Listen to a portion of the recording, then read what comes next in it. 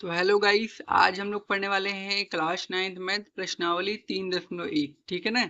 इसके पीछे का जितना भी प्रश्नावली है मैंने बढ़िया से पढ़ा दिया है, तो अगर आप लोगों ने वीडियो नहीं देखा है ना भाई, तो उसका भी वीडियो आप लोग जाकर देख सकते हो। ठीक है, प्लेलिस्ट उसका मैंने बना दिया है। ठीक, तो इसका पहला क्वेश्चन देखिए क्या है। बोला है कि एक अन्य व्यक्ति को आप अपने मेज अध्ययन पर रखे टेबल लैंप की स्थिति किस तरह बताएंगे। ठीक है, तो हमको क्या करना है कि मतलब इस क्वेश्चन में बोला है कि एक ना टेबल है और एक व्यक्ति है, उसकी स्थिति को आप किस प्रकार दर्शा सकते हैं। तो इसको दर्शाने के लिए कुछ बेसिक चीज हमको पता होना चाहिए। ठीक है, चलो मैं उसको आपको बता देता हूँ, फिर इस क्वेश्चन को हम लोग क्या करेंगे, लगाएंगे। ठीक है, ठीक है। तो देखिए, जो हमारा चैप्टर है उसका नाम है निर्देशांक ज्यामिति। तो उस चैप्टर को मैं सबसे पहले लिख देता हूँ। चैप्टर का हमारे नाम है निर्देशांक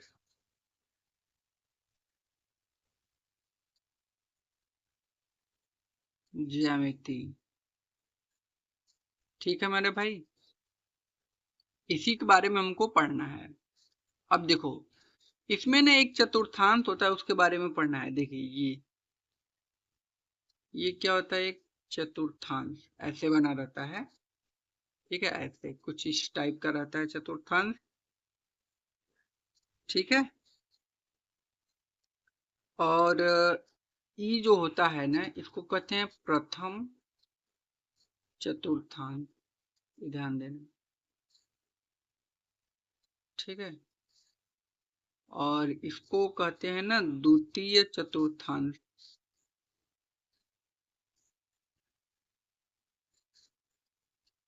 ठीक है, और इसको कहते हैं तृतीय चतुर्थांश। तीसरा चतुर्थांश है। इसको कहते हैं चतुर्थ चतुर्थांश। ये चौथा चतुर्थांश है। ठीक है, इतनी चीजें समझ में आ गई। अब देखो, ये जो होता है ना, ये वाला, ठीक है, ये होता है वाई अक्ष। इसको कहते हैं वाई डैश। ठीक है, ये होता है यक्स डैश और ये होता है यक्स। ठीक है, अब देखो, ये जो वाई वाला होता है, इधर का ऊपर वाला, ये सब प्लस में रहता है। +1, +2, +3, +4, +5, +6। और इधर वाले जितने भी होते हैं माइनस में, इधर वाले भी प्लस में होते हैं। 1 होता है इधर, 2 होता है इधर, इधर 3, इधर 4, इधर 5, इधर 6, इधर 7, मतलब ये सब प्लस में होते हैं।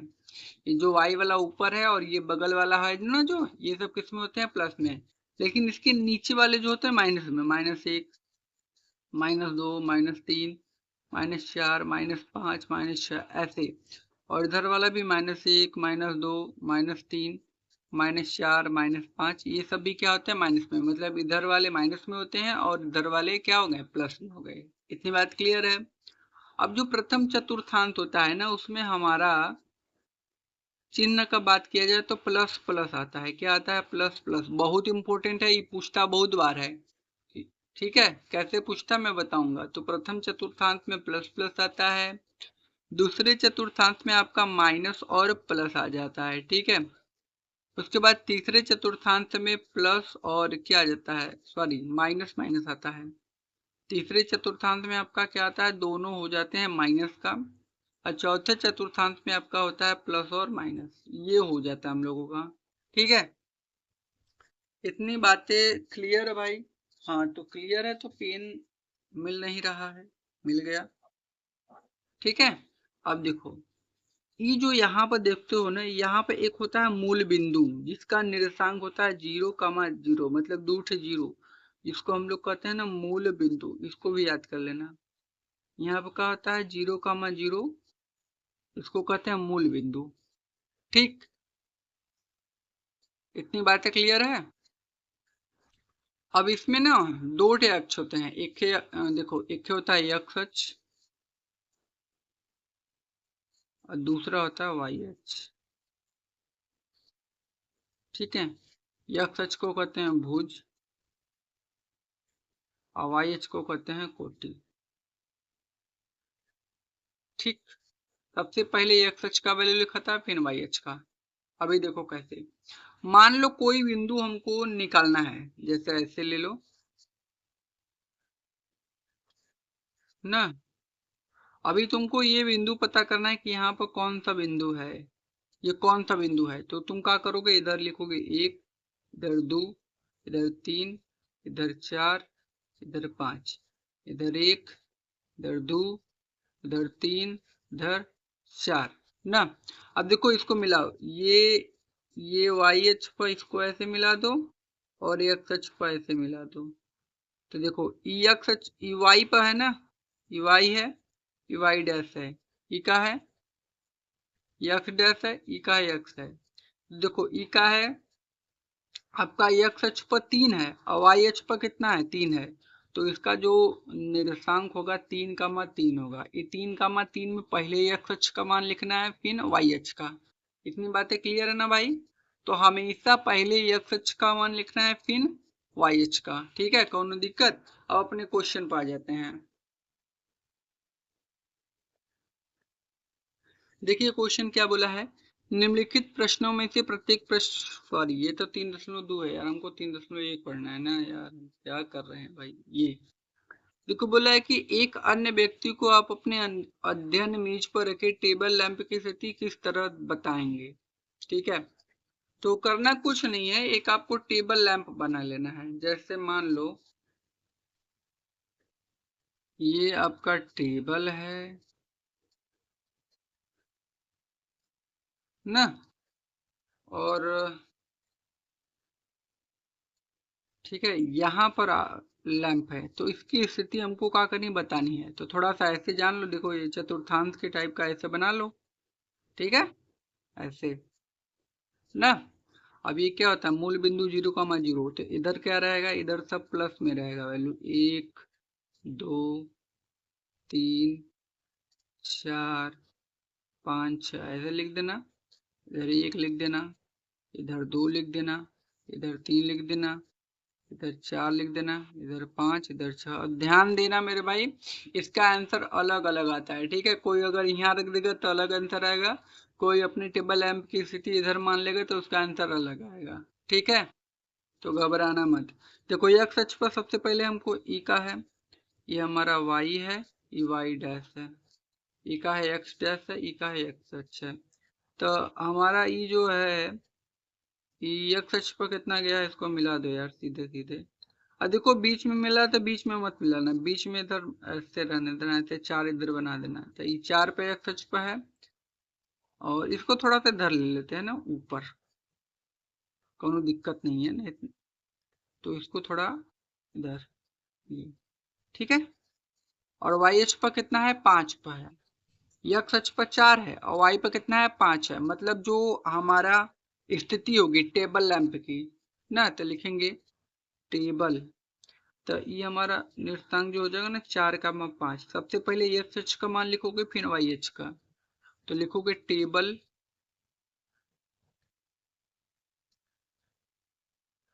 लैंप की स्थिति कितना हो जाएगी हमारी, 4,5। यही आंसर हो जाएंगे। ठीक है ना, आसान क्वेश्चन था, हमने बढ़िया से इसको हल कर लिया। तो इसका आंसर कितना हो जाएगा हमारा, 4,5। ठीक है, अब अगला क्वेश्चन देख लेते हैं हम लोग इसका।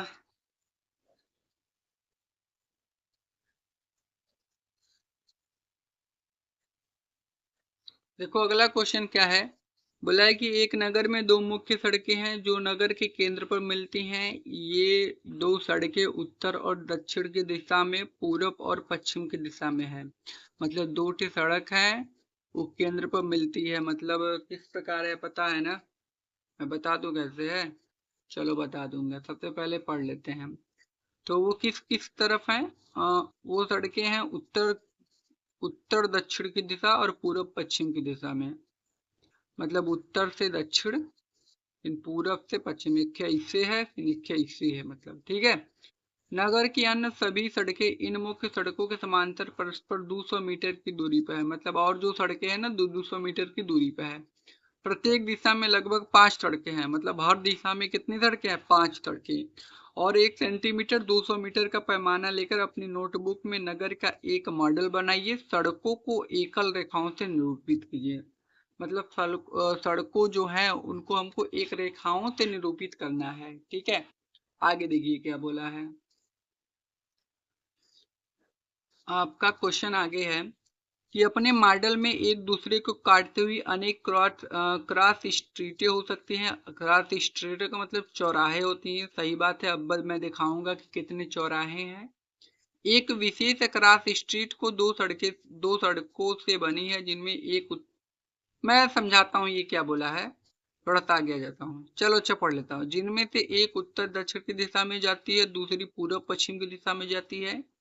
प्रत्येक क्रॉस स्ट्रीट का निर्देशन इस प्रकार किया जाता है कि यदि दूसरी सड़क उत्तर दक्षिण की दिशा में जाती है और पांचवी सड़क पूर्व पश्चिम की दिशा में जाती है और ये क्रॉसिंग पर मिलती हैं, तब इसे हम क्रॉसिंग 2,5 कहेंगे। अब 2,5 कहाँ पाएगा मैं दिखाऊंगा आपको, कहेंगे। इस परंपरा से ज्ञात कीजिए कि कितनी क्रॉस स्ट्रीटों को 4,3 माना जाता है और कितनी क्रॉस स्ट्रीटों को 3,4 माना जाता है। तो चलो मैं इस क्वेश्चन को लगा के आपको दिखा देता हूँ। ठीक है, तो हम क्या करेंगे भाई, इंची से लाइनों को खींचना पड़ेगा। चलो खींच लेते हैं हम लोग। इंची तो यार मुझे मिल रहा है कहीं पे इंची। चला यह इंची मिला है, देखो खतरनाक वाला।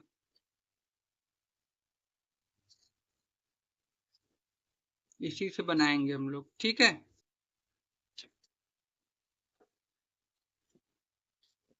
तो सबसे पहले हमको लाइन खींचनी है 5 ठे। एक लाइन ऐसे, दूसरी, तीसरी लाइन, चौथी लाइन हो गई, पांचवी लाइन, 1 2 3 4। अभी 4 हुआ, और खींचना ना भाई 5 ठे। अब इधर से भी 5 ठे खींचना है, तो इधर सबको एक बराबर सबसे पहले खींच लेते हैं ना।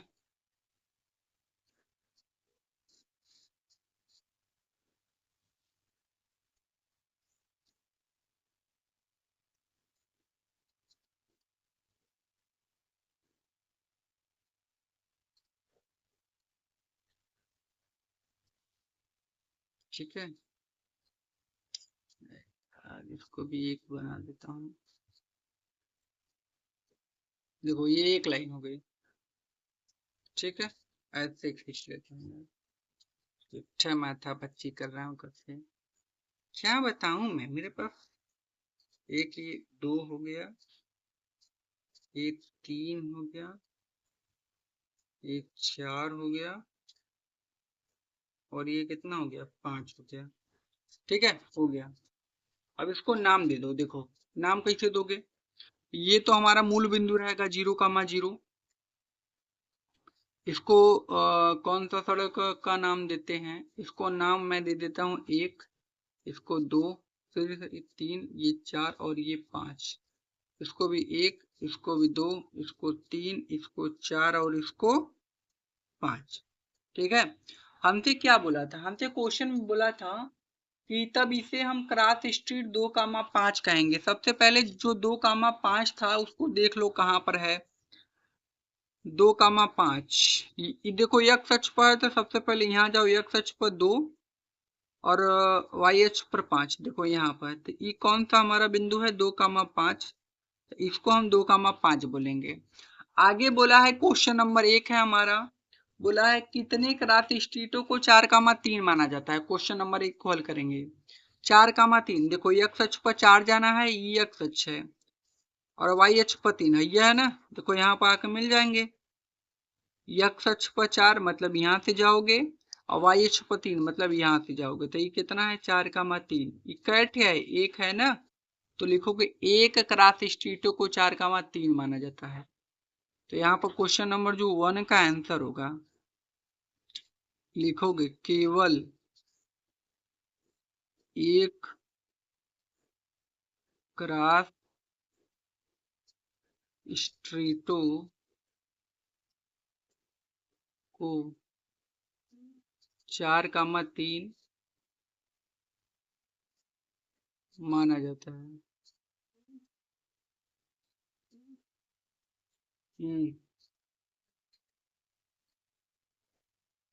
ठीक है मेरे भाई। अब अगला क्वेश्चन नंबर दूसरा इसी में है, उसको भी देख लेते हैं। देखिए क्वेश्चन नंबर दूसरा में क्या बोला है कि कितनी क्रॉस स्ट्रीटों को 3,4 माना जाता है। 3,4 मतलब यह x अक्ष पर 3 जाना है और y अक्ष पर 4, यहाँ पर देखो इस वाला बिंदु पर। तो ये कौन सा हमारा है 3,4। पहले x का वैल्यू लिखाएगा फिर y का, ठीक है। तो एक है, केवल एक का है, तो लिखोगे केवल एक क्रॉस स्ट्रीटों को 3,4 माना जाता है। बस। तो इस प्रश्नावली का होता है द एंड। क्या होता है द एंड। कहीं भी कोई भी क्वेश्चन हो, दिक्कत हो तो आप हमें कमेंट करके पूछ सकते हैं, उसका रिप्लाई हम जरूर देते हैं, ठीक है। तो मिलते हैं अगले वीडियो में, तब तक के लिए भाई धन्यवाद। और अगर वीडियो पसंद आए तो लाइक कर दीजिएगा, चैनल पर नए हो तो उसको सब्सक्राइब कर लीजिएगा। प्लीज यार आप लोग सब्सक्राइब नहीं करते हो, कर दो, ठीक है।